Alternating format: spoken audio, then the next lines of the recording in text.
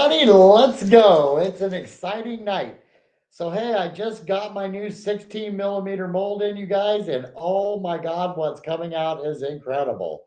And as you guys know, we're going to be doing a giveaway tonight, and we're asking that you be present when you're there for the drawing, so that way I can get your address and all the rest of it.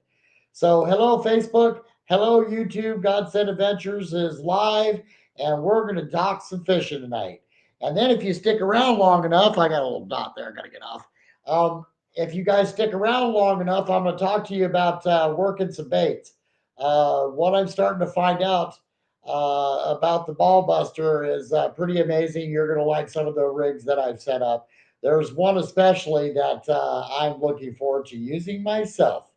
So, and then I see that we have Robert McAllister in, Bryce Peters, and Mr. Flanders. Mr. Flanders, I wish we could post pictures up on here. He's been working his hiney off and tying up all kinds of gear as well too. So he's going to have a very successful season because he's got stuff that nobody else does. And we all know those fish like something different from time to time.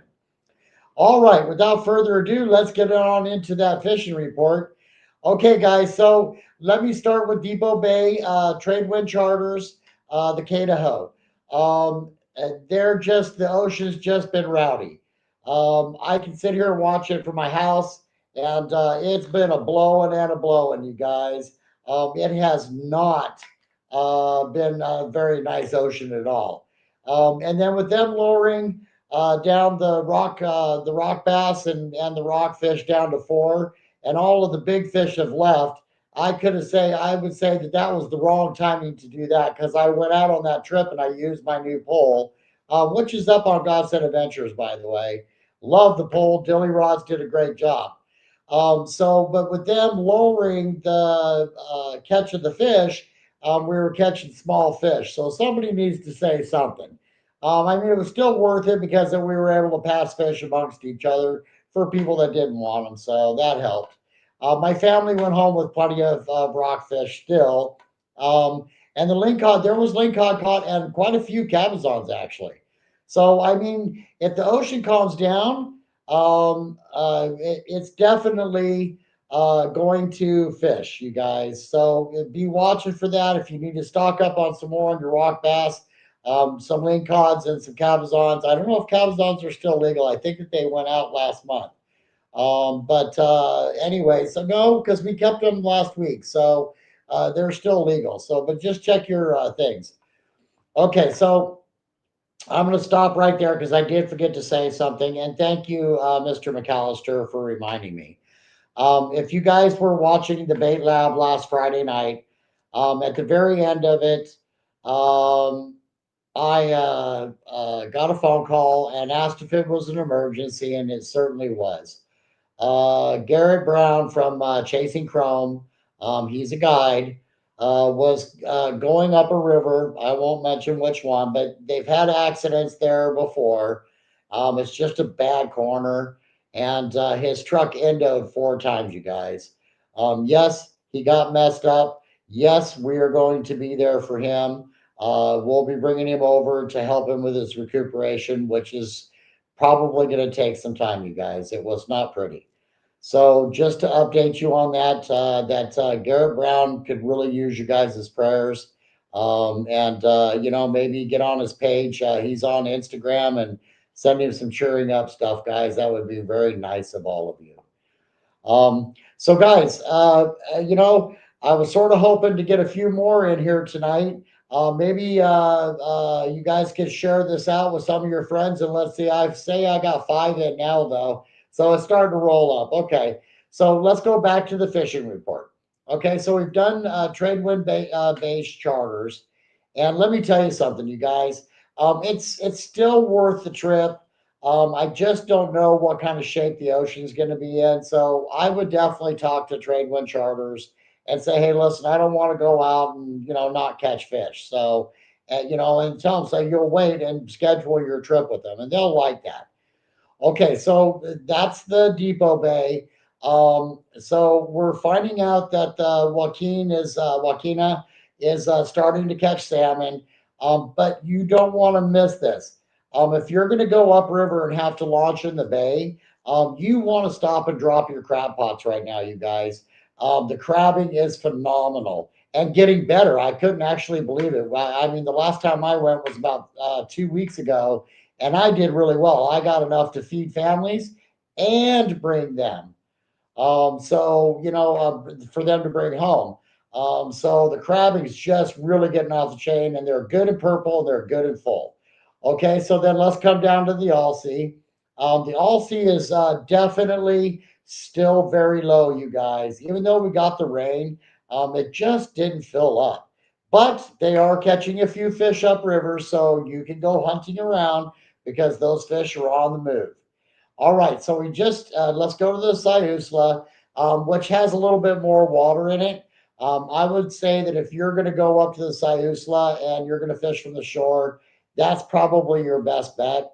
Not unless you want to start going all the way down to the Elks and the Sixes, right? And the Elks, I think, is a little bit later. But don't forget, you get to keep 3 fish there, you guys. So check your regulations. But yeah, after the Siuslaw, you're definitely going to want to check Sixes and the Elk. All right, guys. So the crabbing inside of all of that has still been good. The snow was about to fly, you guys, so I think you missed your chances up there in the mountains. I wouldn't take a chance on a squall up there. You could get stuck for quite some time. I know that everybody's out doing their deer hunts right now. I'm hearing that that's not going so well. Those deer are tucked in tighter than a tick on a hound, right? So maybe you might want to bring a hound. So yeah, it's definitely if you're out exploring around up there, be prepared. I hear Thursday we're supposed to get some more rain. So my fishing has been, I've been able to catch my coho. The Chinook everywhere are just down on the bottom because it's like 80 degrees here today, you guys. So it's an early morning bite and a very late night bite. So your Chinook are going to be down. They're going to be hanging out on the bottom. So if you guys know how to catch them down there, now's the time to go get them. Now, after Thursday, that water's going to muddy up and you guys should be okay. I mean, they'll start moving around a little bit more. But this full moon, they really moved at night and got into those holes and just buried down deep, you guys. So, don't be afraid to go out because, I mean, there's just tons of fish everywhere. I mean, I'm driving through all the other boats and this guy has his net out and this fish, coho, almost jumped in the net. I think he missed it by about an inch and the guy didn't move. So, because I think he thought he was going to make the net too. So I wished I would have got that on video. That was a classic moment. All right. So now I told you guys tonight that there was going to be a drawing, and we'll wait a little bit longer. We've got about 5 people in. Let's see if we can get that up to at least 10. On Facebook, we've got one. I would think that maybe a little bit later, we'll get a couple more Facebook. So, because I could tell it's 4 for YouTube and 1 for Facebook. So then I see that Bryce was saying that he still had a report for us on some coho. Did you write it down? Yep. Okay. Yeah. So, oh, really? Well, you guys need to read that. If that's the case, that means that that water's cooling down out there. Ooh, that's good news. That's really good news. Okay, so those fronts are even starting to cool our water down, you guys. So it sounds like that's going to be in our favor as well, too. All right. So does anybody have any questions for me?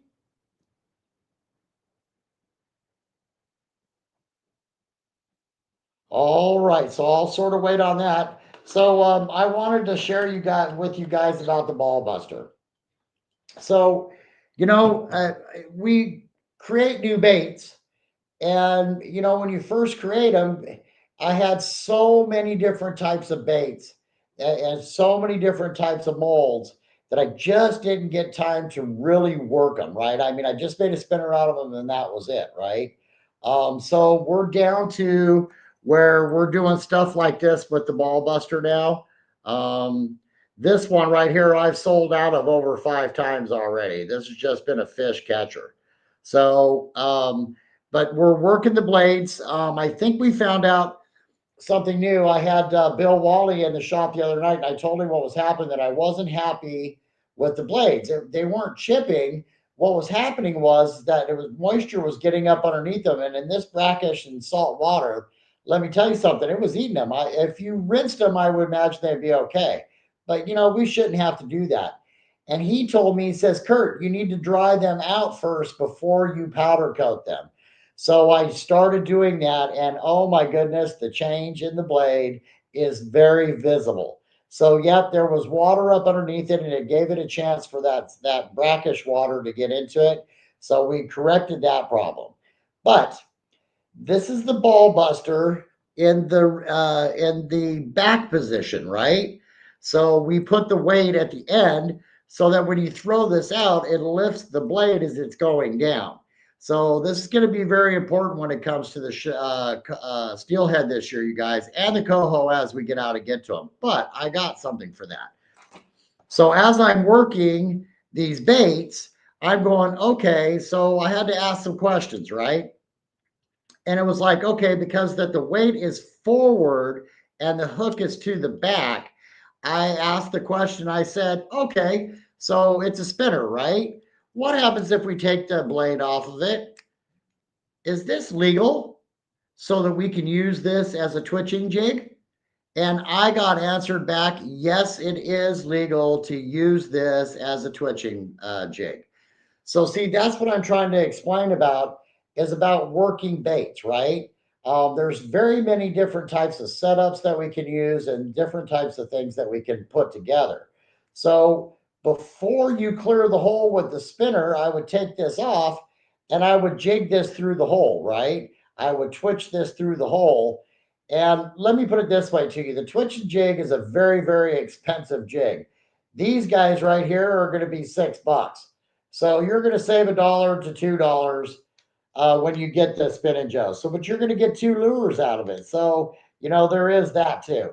So this is the weight forward, okay, instead of the weight back, okay.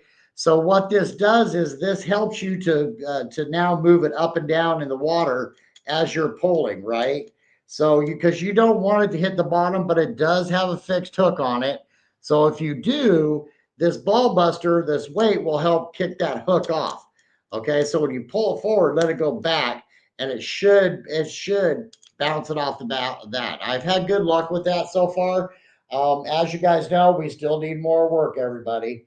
But if you've been looking around, you're seeing that people are catching fish with this. So now I'm not done though. Okay, so here's the other thing that's really, really weird. Um, I'm going, okay, what else can we do with this ball buster? And this is part of the prize pack for tonight, you guys. Okay, so what about a worm jig with a fixed hook? So now that hook is not far off of that tail. And when that steelhead comes up to hit this or hits it from this way, because this is going to be going through the water like this. Okay. So when he comes up to hit this, he's going to get all hook, right? So he can hit it from the side, he can hit it from the top, the back. He's still going to get full hook. So we're going to call this one the Nightmare. You guys probably know it as the Michael Jackson. But this just came out of my brain today. So just give me a chance to work them out a little bit better, and we'll get some really cool colors with these. Okay. So, and then here's the one that I'm going to fish. Okay. So what if I told you guys that I could deliver just like back bouncing, right? I can deliver where I want my bait to be on a bobber, right? So, and that's hard because then when we throw a bobber out, we got that big old long leader and there's no weight, right? Well, what if I introduced you guys to the ball buster on this with a bait where I want to put it? It's actually got a slide stop on it. So if I want to raise it up, I just slide it, and then now I've got more distance, right? So, and I've tossed it, it stays fixed. Let me tell you something. I cannot wait to take this and run this down the river because I'll use eggs too. I mean, I'm not proud, and I'll put some sand shrimp on it too. I ain't proud. So here's another setup for the ball buster. Let me tell you something. I think that when we get into our bobber dodging, And that bobber dodger is pulling this down the river because you know it's got the flat on the bottom of it, right? When this is pulling this down the river, oh yeah, that's going to be fun. All right, so that's what I was going to tell you guys about the ball buster. Of course, you know, then we just make it into a simple spinner too with the weight back, right? I mean, you know, there's many different ways to do this, you guys. We're working baits and working baits and working baits. So now the ball buster's a weight, it's a jig, it's a spinner, it's a worm carrier. Just it's amazing. So, does anybody have any questions about that? Let me get back down here. Yeah, you know what? That's what I thought too, Mr. McAllister, was that, you know, it's cool that you can take one bait in your box and let it do a couple of different things, right? Especially in this day and age, because money's just getting tighter and tighter. So, you know, that's that. Okay, guys, so we are now rounding up to about that 15 minutes. What I'm going to do is I talked about the ball buster. Mr. Flanders has been tying up quite a few of these little beauties right here, and which is one that I tied up because, you know, let's face it, I'd rather save my eggs for my steelhead, right? So I use the Okie drifter, a piece of yarn, and then I put the stinger bead to it underneath that, and then I use another piece of yarn. So it looks just like a skein coming down the river, right? These work. I've caught fish on these last year. They work. So, you know, you can try these. You can pick these up at the store. So they're there. Um, I also did the porky butt. Okay. So this porky butt hooks right onto the hook. And then I just put the yarn in front of it and I just drift this down too. And then I have another setup tonight that I'll show you guys here shortly. The Spin and Joes are working excellently for your coho. If you're not putting that in front of one of these, you guys have not caught as many coho as I have. And you saw the videos. I mean, as soon as I lowered this into their depth, bam, it was all over. You know, just take it, squirt some scent up its butt, right? And send this little dude down on a 360 and it's on. So yeah, these guys have just been working great. Matter of fact, those I don't know how many times I've had to redo those. And I wanted to say thank you for that too. You guys have been a great support inside of the store. It feels good to have people come in and ask questions, get the fishing report, come in and, you know, the bobber season, I guess, just really hasn't taken off yet. I've had fresh sand shrimp pumped every single morning. I had to raise the price to $4, but still cheaper than it is in the valley. And, you know, that's sort of a lost leader for me, right? But people haven't been coming in and buying them, so they're dying. But I'm doing something about that too. So don't worry, I've got that under control. All right, guys. So now we're at 20 minutes, and I think it's time for you guys to guess. We have 6 people in here, 6 on YouTube and 1 on Facebook. And I think it's time for you guys to go ahead and try to find what's new inside the studio. So, and this is how this is going to work. I want you guys, you get one guess, okay? And that one guess, if you get it right, you're going to get that prize plus this box. Oh, I haven't talked about the 16 millimeter bead yet. Okay, just running off of the mouth. Okay, so guys, a great thing happened. My guru, let me tell you something. This guy been in the bait business for a very long time. So I told him, I said, hey, I need a 16 millimeter. So out of the 14 millimeter, because the 14 millimeter was a little too tight to do what I wanted it to do. So he sent me a 16 millimeter, and guess what showed up on Sunday? So I got to work at Sunday, which then we went out and did some fishing. So if you came by the store, I was, you know, gone fishing. Sorry, guys. But we went out and did some fishing, caught our coho. Then I came back to the shop and I started working these baits. So mind you, this is some of the first shots, okay? So we will get better. We will work this bait. But this is what's up for grabs tonight is these brand new 16 millimeter beads with a cluster inside of them that are molted. So I'm going to do the best I can to show you these, okay? So let's try this one because you guys really want to see this thing. Okay, so that's the molted egg. Okay, and it's got different eyeballs in it. Okay, so and it won't rub off because it's encased, right? But let me show you what that looks like without the molted. Let me get a good one here. Okay, they're both good, but this one seems to glow a little bit more. Okay, so now take a look at this. Let's see if I can get this to focus in. Okay, it's not focusing in. All right, let's try this.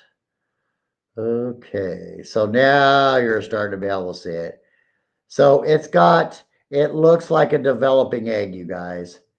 I would say that this is probably the molted, then go to these guys right here. Okay, and then after you get done with that one, I would run one of the original halo beads. So and you're going to get some of the halo beads in that one tonight too.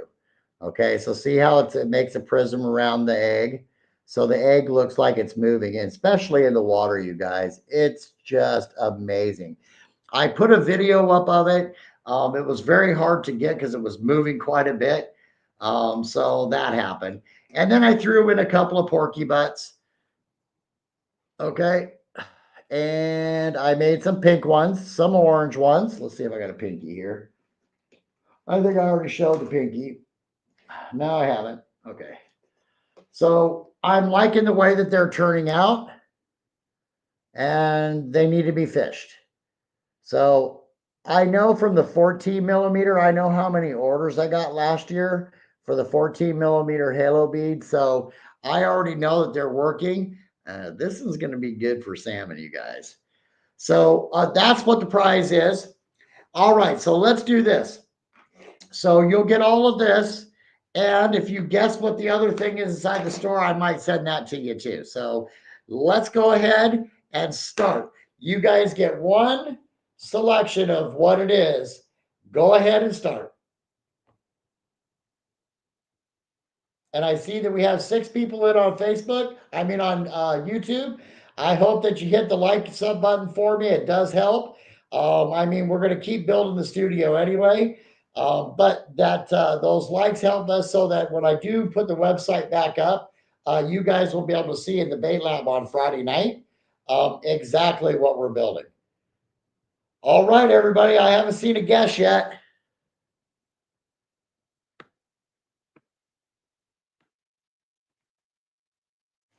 Okay. Oh, new comments. I got it. They're down here. I see what it did. Oh, hiya, Bill Wally. Welcome in, brother. So we're guessing right now to see what I put new inside of the studio today. So you can actually cheat and go back to my video on Facebook or my video thanks, Mr. Flanders. So you could go back to my video today and cheat a little bit, but I'm going to cut your guys' time down to 2 minutes, 3 minutes, right? Because I know that there's a delay when it comes to doing this. So keep on guessing, you guys. Choose well. Nope. Don Flanders, that's not it. The hood on the car is always up because it's got such a kick butt motor in it. This one's a Franklin Mint that I got from a friend. And it actually, this car is really cool because watch, the steering wheel will actually turn the wheels. Is that cool or what? This thing, the trunk opens up. So I won't do anything like that. I'll make it a little bit harder than that.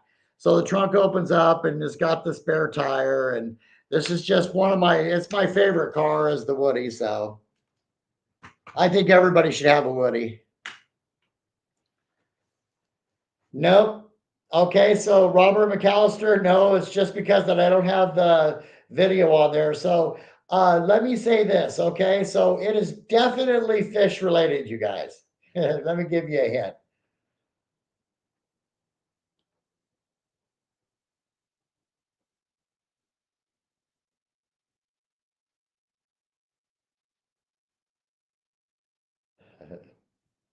Oh, so Don Flanders is in too. Thank you for joining us, John. And I saw that your brother was in too. That's awesome. I hope that you guys are having fun. I was wondering if you guys were going to deer hunt this year. But good guess. Yeah, let me tell you something. That Woody is just an amazing car. When I saw that, I was like, really? You're going to give me that? It's like, wow, thank you very much. Because I have my own 10 Woodies. It's got the surfboards on it and all that. And I got my shirts. I have a lot of Hawaiian shirts because we usually go once a year. So I have all my Hawaiian shirts that have Woodies on them. That's a prerequisite. Okay, so let's see here. I figured it needed a tune-up.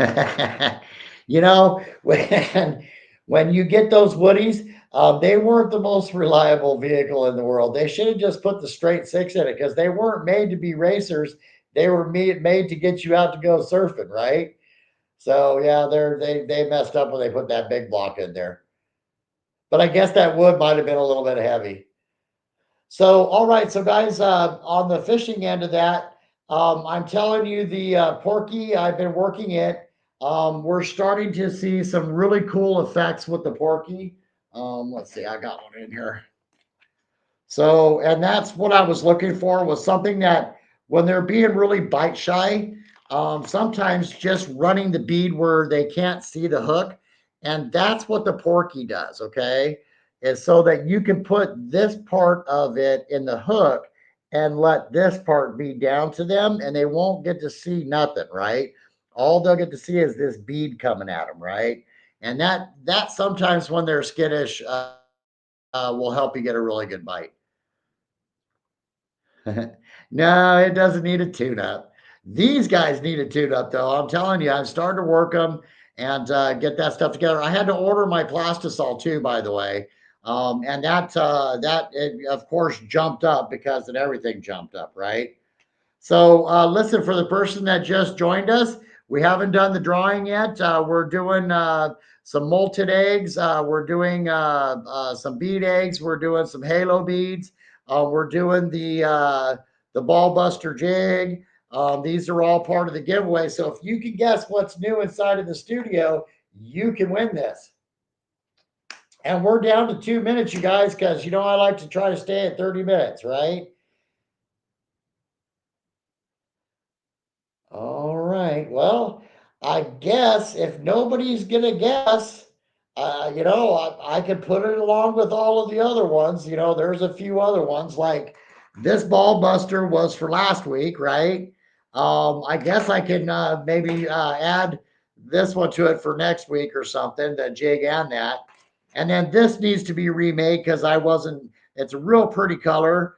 This is Mr. Stroger's favorite lure right here. He just loves this thing. So I'll probably get some more of those made up. And once again, I want to tell everybody thank you for the support inside of the store. It's been phenomenal. Being there at 5 o'clock in the morning, having people come by and picking up what scent shrimp they are, picking up their weights, picking up their hooks, picking up their bobbers. It's really helped. It made it so that we could get this mold for these guys so that we can make this for you guys. I mean, that's pretty special, you guys. Let me tell you something. I know beads, right? As you guys know, I've been doing this all my life. So I know beads. And let me tell you something. This is just, they're going to be catching a lot of fish. Okay. Let me put it that way.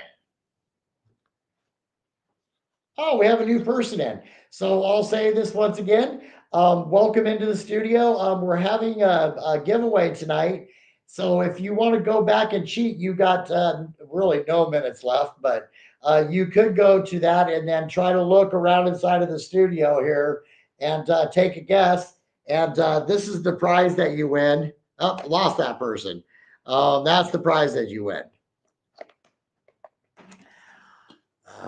You're very warm. But Mr. Flanders, you were very, very warm because you listened to me. I said it was fish related. So Mr. Flanders is very, very warm, but he's already made his guess. Don's already made his guess. Does anybody else have a guess? Because we're out of time. I'll give it one more minute if somebody makes that right guess. Because like I said, I like to try to keep this right around 30 minutes on Monday night, because then tomorrow starts Actually, I got to make baits, but I'm still going to go fishing in the morning. Hey, Gregory, welcome in. I hope that you're having a good week fishing. You can come back and check out the live. It'll be up on Facebook and it will also be up on Godsend Adventures if you want to go in and like and subscribe. It looks like that nobody was able to guess what was new inside of the studio, so I'll show you guys so that it doesn't get caught up. But this is going to get added to this prize. So we're doing the molted 16 millimeter clusters and the 16 millimeter molted halo beads along with a few clears. And we just took the ball buster to a new level again and made a new jig for underneath your bobber this year. And that's going to be going down the river like this. I can't wait to see what that's going to do for a stilly, especially in that high clear water, right? Or that high dirty water. That's going to work really good. So if you want to take a guess there, Mr. Gregory, oops, I dropped one of your guys' beads. Here's one of the ones that you're going for tonight. This is the pink with a molted, and it shows all the different eggs in there because it amplifies it, right? So it's like a prism they call it. So these are some pretty. I'm pretty excited about these beads, you guys. Now we have 9 in. Okay, so I guess we're gonna stay a little bit longer, you guys. All right, so let me explain the rules again. If you saw my post earlier today, I said you could come inside of the studio with us and take a look around the studio, what's around me. And if you could guess what was new inside of the studio, you would win these molted eggs and the cluster eggs, as well as that the ball buster jig that we made. This is a really nice looking worm. It's they call it a Michael Jackson. So if you want to take a guess, you're most certainly willing to. And I'm not seeing any guesses. So I know that I'm going to troll. I'm going to take, because, in the morning time right now, you guys, we have a morning tide that's like, 10, 11, 11:30. That's what, on Tuesday, that's what it's going to be. It's 11:30. I'm going to catch that tide and I'm going to troll right on up to where I'm going to bobber fish, right?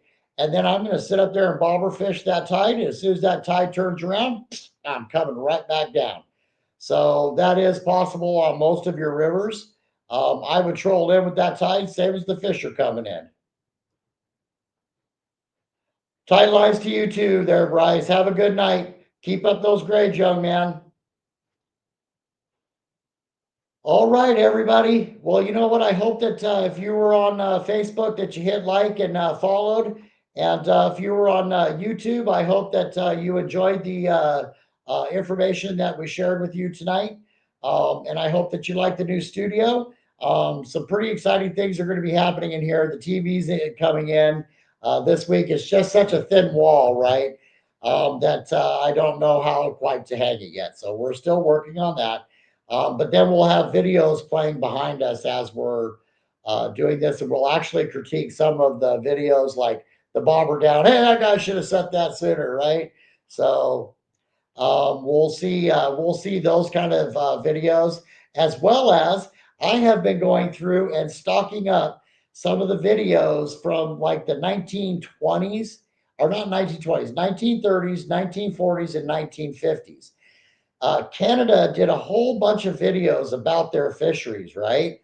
So I thought maybe we would sit back one evening and actually go through that video with you guys, and I could put it up on the other screen. And so we can see what the difference is from the 1950s to what they are now. I will say this, there was a lot more fish. But this was the beginning of the fish ladders being built, the weirs, all the rest of that. So you guys will find it just as interesting as I did, because then if you know the river, you'll know where the fish are. So there's always that. All right, everybody. So here's what I'm going to do with this. I'm going to hold on to this until next time, but I am going to show you what it was. And it's literally right above my head, right by the fish. So that is my newest one that I call the dead egg. That is an egg. That is an egg that is forgotten in this fishing world. And everybody should have not forgotten about it because I still use it. So I had some people come in and go through my drawer and say, "Hey, Kurt, we need a bunch of those." And it's like, "Yeah, I hear you. I know what you're looking for." I was keeping that for my personal stash, but it is what it is. Let me grab this down. So it was right here, you guys, right next to the lure. It was right next to the lure, and it's just as white as my hair. So I'm surprised that you all missed it, but I wanted to introduce you guys to my dead egg, and which I'll do a Friday night bait lab, and we will actually sit down and tie this. This is a very deadly egg at a certain time of the year, okay, because of the colors in it and the way that it shimmers. They think that it's a dead egg, and they're going to definitely crunch this thing. From the Sacramento River up to here, all the way into Washington, at a certain, really just about any time. But at a certain time of the year, when it's getting a little bit colder and those eggs are starting to die off, oh man, this thing, unbelievable. So I'll tell you what I'm going to do. I'm going to go ahead and add this to this box so that they've got the dead egg. Um, and please enjoy that because that's one of my favorite eggs right there, which I don't say a lot about it. Everybody thought it was red. I was like, okay, yeah, it's red. Nope, it's the dead egg. When you want to throw something through when they've seen everything, throw the dead egg through there and watch what happens. All right, everybody. Well, I had a lot of fun with y'all tonight. And, during this last week, I got some visits from our brothers that join us on the lives. And, I just really enjoyed that. I was a little busy, so I didn't get to spend as much time as I wanted to. But, there is that, you guys. All right. Well, listen, happy hooking, everybody. Please remember Garrett in your prayers. He's very dear to our family. My wife and I just love this young man. He's just got a great spirit about him. He's real guarded about who he has friends with and stuff. And that's okay with us because that he chose us as his friends, actually family now. So I will be picking him up as soon as I can. You guys know that, and I'll get him over here in this ocean air and give him some recuperation time, you guys. So and then I'm sure you'll see him in the bait lab. We'll probably do some pop-ups too, so everybody can see him. And I know he would like to see everybody too, because this is going to be a little bit of a lengthy recovery. All right, everybody. Listen, let me tell you something. The salmon are still in great shape. I'm not seeing any hook jaws yet. All the way up from the quinault all the way down. They're just starting to turn the bronze right now. I say that there's some really good fishing to be had. So I hope you guys all have tight lines and you're not crowded and you get to enjoy that fish as you fight it. Bring it home and feed it to your family, everybody. All right. Happy hooking and over and out from Godsent. Have a good night.